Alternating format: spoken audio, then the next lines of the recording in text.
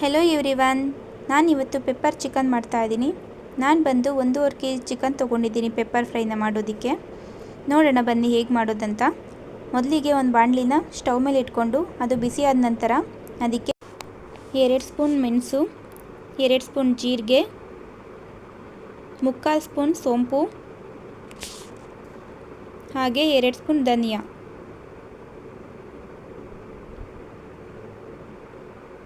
ಇದನ್ನು ಸ್ವಲ್ಪ ಕಡಿಮೆ ಹುರಿನಲ್ಲೇ ನೀಟಾಗಿ ಸ್ವಲ್ಪ ರೋಸ್ಟ್ ಮಾಡ್ಕೋಬೇಕಾಗುತ್ತೆ.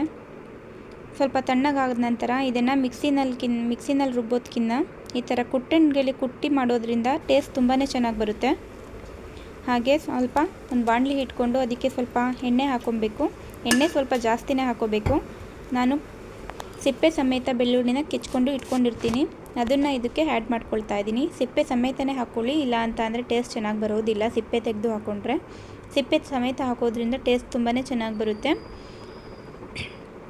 ನೀಟಾಗಿ ಸ್ವಲ್ಪ ಬ್ರೌನ್ ಕಲರ್ ಬರೋವರೆಗೂ ಇದನ್ನು ಚೆನ್ನಾಗಿ ರೋಸ್ಟ್ ಮಾಡ್ಕೊಬೇಕು.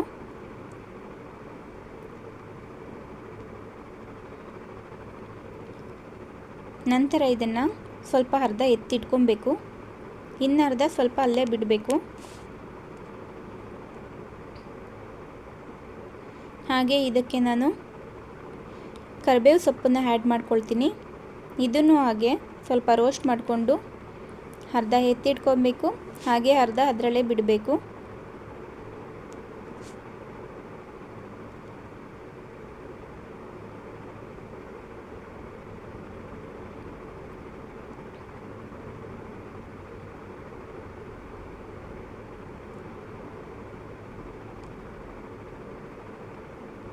ನಂತರ ಇದಕ್ಕೆ ಒಣಮೆಣ್ಸಿನ್ಕಾಯಿನ ಆ್ಯಡ್ ಮಾಡ್ಕೊಳ್ತೀನಿ.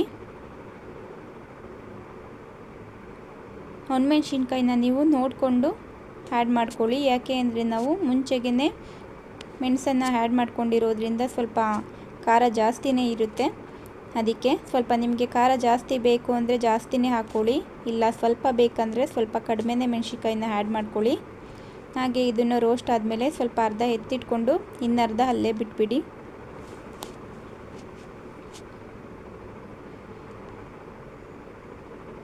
ನಾನು 1.5 kg ಚಿಕನ್ಗೆ ಮೀಡಿಯಮ್ ಸೈಜ್ದು 2 ಈರುಳ್ಳಿನ ಸಣ್ಣದಾಗಿ ಹೆಚ್ಕೊಂಡು ಇಟ್ಕೊಂಡಿರ್ತೀನಿ, ಅದನ್ನು ಇದಕ್ಕೆ ಆ್ಯಡ್ ಮಾಡ್ಕೊಳ್ತಾ ಇದ್ದೀನಿ.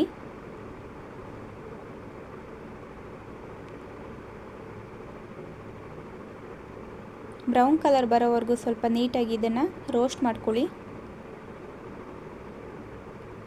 ಹಾಗೆ ಇದಕ್ಕೆ ಒಂದು 4 ಹಸಿರು ಮೆಣಸಿನ್ಕಾಯಿನ ನಾನು ಆ್ಯಡ್ ಮಾಡ್ಕೊಳ್ತಾ ಇದ್ದೀನಿ.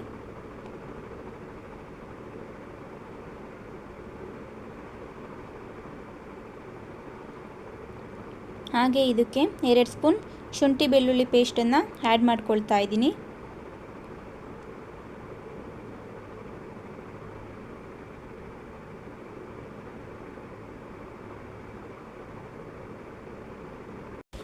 ಹಾಗೆ ಸ್ವಲ್ಪ ಇದಕ್ಕೆ ಅರಿಶಿನ ಪುಡಿನ ಆ್ಯಡ್ ಮಾಡ್ಕೊಳ್ತಾ ಇದ್ದೀನಿ.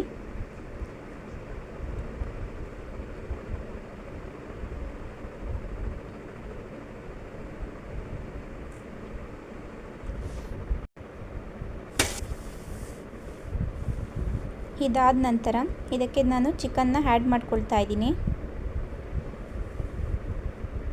ನಾನು ಪೆಪ್ಪರ್ ಚಿಕನ್ಗೆ ಯೂಸ್ ಮಾಡೋದು ಸ್ಕಿನ್ ಔಟ್ ಚಿಕನ್ನೇ ಯೂಸ್ ಮಾಡ್ತೀನಿ. ಸ್ಕಿನ್ ಔಟ್ ಚಿಕನ್ನ ಯೂಸ್ ಮಾಡೋದ್ರಿಂದ ಟೇಸ್ಟ್ ಚೆನ್ನಾಗಿ ಬರುತ್ತೆ ಅಂತ ಅಂದ್ಬಿಟ್ಟು ನಾನು ಜಾಸ್ತಿ ಸ್ಕಿನ್ ಔಟ್ ಚಿಕನ್ನೇ ಯೂಸ್ ಮಾಡ್ತೀನಿ.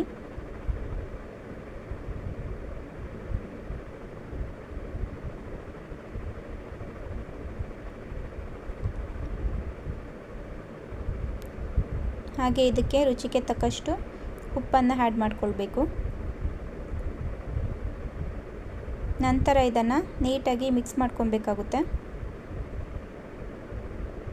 ಈ ಪಾತ್ರೆಯಲ್ಲಿ ಸ್ವಲ್ಪ ನನಗೆ ತಿರ್ಗೋದಕ್ಕೆ ಕಷ್ಟ ಆಗ್ತಾಯಿದೆ ಅಂದ್ಬಿಟ್ಟು ನಾನು ಕುಕ್ಕರ್ಗೆ ಇದನ್ನು ಶಿಫ್ಟ್ ಮಾಡ್ತಾಯಿದ್ದೀನಿ.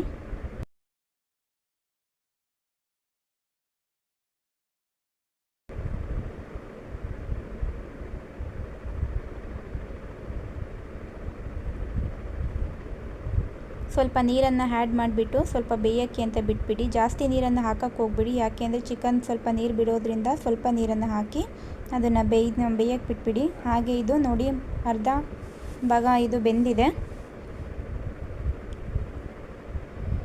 ನೀರು ಕೂಡ ಬಿಟ್ಕೊಂಡಿದೆ.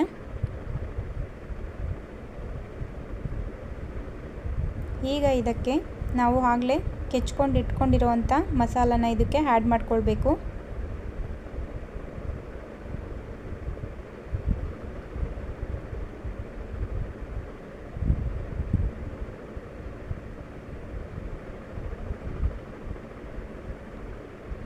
ಸ್ವಲ್ಪ ಹೊತ್ತು ಬೇಯೋಕ್ಕೆ ಬಿಟ್ಬಿಡಬೇಕು.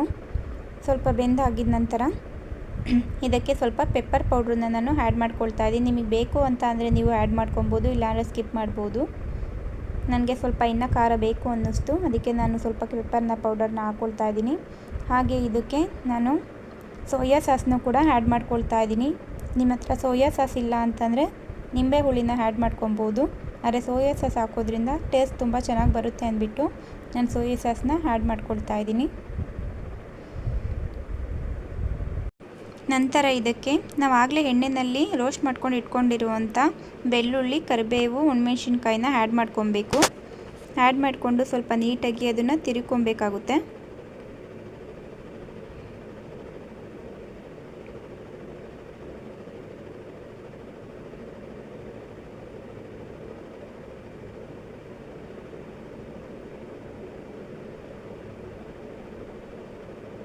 ನಂತರ ಇದಕ್ಕೆ ಸ್ವಲ್ಪ ಸಣ್ಣದಾಗಿ ಹೆಚ್ಚಿಟ್ಕೊಂಡಿರುವಂಥ ಕೊತ್ತಂಬರಿ ಸೊಪ್ಪನ್ನು ಲಾಸ್ಟಿಗೆ ಆ್ಯಡ್ ಮಾಡ್ಕೊಬೇಕು. ಇದಾಗಿದ ನಂತರ ಇದನ್ನು ನೀಟಾಗಿ ಮಿಕ್ಸ್ ಮಾಡಿಕೊಂಡ್ರೆ ಪೆಪ್ಪರ್ ಚಿಕನ್ ಫ್ರೈ ರೆಡಿಯಾಗುತ್ತೆ. ನನ್ನ ಈ ವಿಡಿಯೋ ಇಷ್ಟ ಆಗಿದ್ದರೆ ಪ್ಲೀಸ್ ಲೈಕ್ ಮಾಡಿ, ಶೇರ್ ಮಾಡಿ, ಕಾಮೆಂಟ್ ಮಾಡಿ. Thank you.